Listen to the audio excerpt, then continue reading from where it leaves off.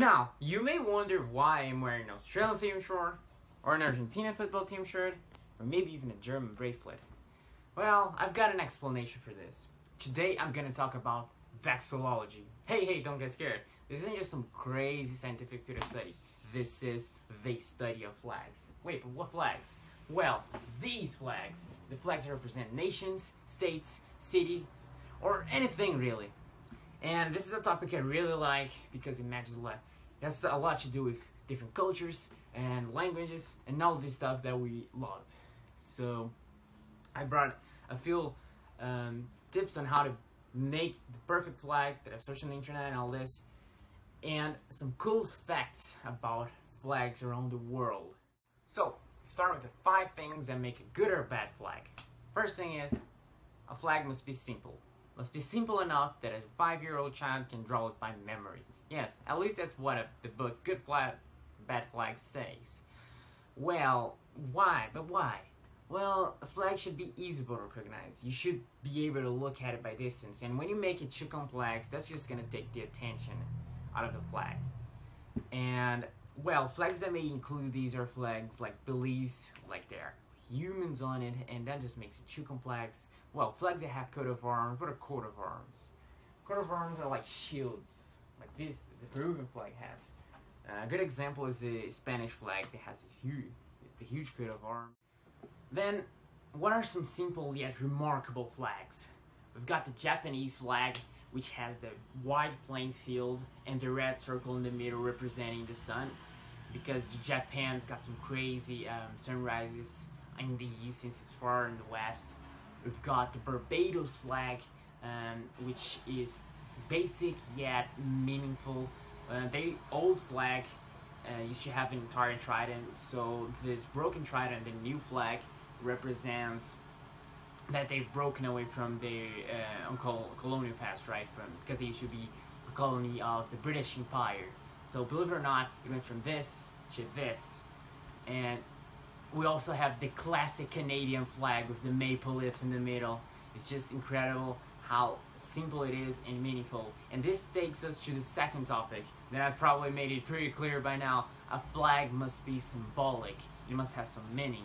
And since it represents a nation and its history, it is just absolutely key that a flag has some symbolic meaning, and they have to be simple, connecting to the first topic. The third aspect flags should follow is they should keep it simple in the colors too. They only should contain 2 to 3 colors, meaning they mustn't contain way too many colors. It's just going to distract the viewers' attention. And this is pretty logical since it contrasts with the first aspect they should follow, that be simple, and that also applies to colors, unless you want to be like Dominica flag that just has like 7 colors, and no one's gonna notice that the eye of the bird is different, is black. So you should keep it simple, just like the first one. I'm just really trying to make this clear. That's why I'm beating it over and over again. And by having way too many colors, they're not going to contrast very well. Yes, there are some exceptions to the rules, such as the South African flag, but in most cases, it is really hard to get it done correctly. The fourth principle to make a good flag is no letter seals, meaning that you should avoid writing of all sorts. And also those seals that verify the documents and all. So this one is pretty straightforward to understand because I'm pretty sure you won't be able to spot those tiny letters in the flag. And just like I've mentioned many times, you're going to be looking at the flag by far away. So just stay away from these.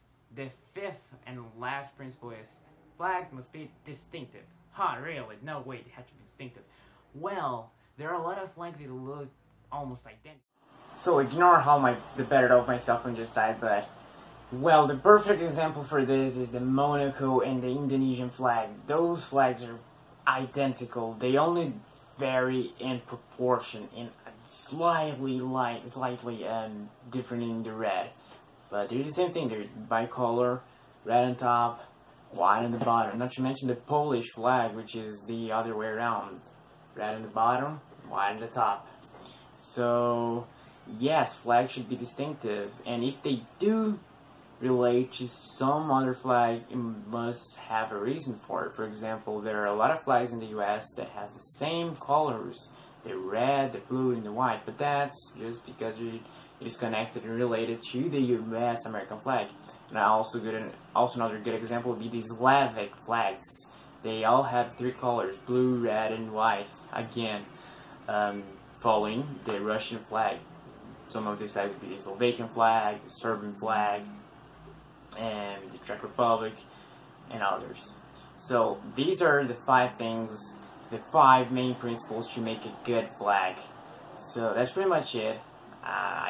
I came up with some cool facts along the way, as you may noticed, and I'm just gonna show here some of my favorite flags. That would be the flag of Slovakia. That would be also the flag of Peru. I love the flag of Peru. I also like the flag of the US, of course. And the Bosnian flag. I also think the flag of Papua New Guinea is also really cool. And yeah, that's pretty much it. I also like the Nordic countries' flags, such as the Norwegian one. And flags are really cool. I hope you like to watch this. And I hope you get more interested in flags just like I am.